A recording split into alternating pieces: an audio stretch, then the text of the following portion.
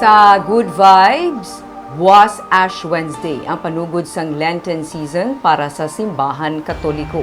Pwede na liwat nga makabadlis sang abo ang mga pari sa mga sumilimba, patimaan sang amat-amat nga pagbalik sa normal.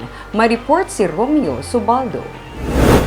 Sa sulod sa duha ka tuig, hindulaan na ang tradisyonal nga paghaplas sang abo sa agtang sa mga sumilimba kun Ash Wednesday sa simbahan Katoliko. Inibilang pagsunod man sa health protocols sa tiun sang pandemya. Puas, sa panugod sang Lenten season, liwat na nga igabalik sang simbahan ang kinaangdan nga pamaagi sa paghaplas sang abo. Sa ginpagwa nga guidelines sang Diocesan Community on Liturgy sang Diocese of Bacolod, nasulat nga may option sa gihapon ang sumilimba nga magpaagsik sang abo sa ulo niya kung hindi niya luyag mahaplasan. Sa sini nga video nga nakuha sa nagligad nga tuig, makita nga ang mga laya nga mga dahon na gingamit sa Palm Sunday.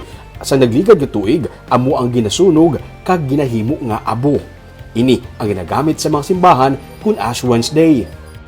Sa guidelines ginsiling man nga kun wala sa mga dahon gikan sa Palm Sunday, pwede magamit ang mga laya nga dahon sa mga kahoy o mga tanom bilang bulos. Ini nagasimbolo nga ang tawo gikan sa abo, liwat magabalik sa abo. Ginapaabot sa simbahan ang liwat nga pagdamo sang sumilimba sa buwas. Gani ginpreparahan na ini pinaagi sa pagdugang sa mga ministers kag mga abo, kag para masiguro nga masunod pagid ang health protocols. Buwas, may siyam tanan ka mga misa sa San Sebastian Cathedral sa Bacolod City. Sa sulod sa simbahan, wala na sa mga X-mark sa pulungkuan. Sa idalom sa Interagency Task Force Guidelines, pwede na ang 100% capacity sa mga establishmento komersyal, pati na sa simbahan. Pero dapat, ang tanan nga 18 anyos pasaka, ang required nga may vaccination card kung indoor ang pagtililipon.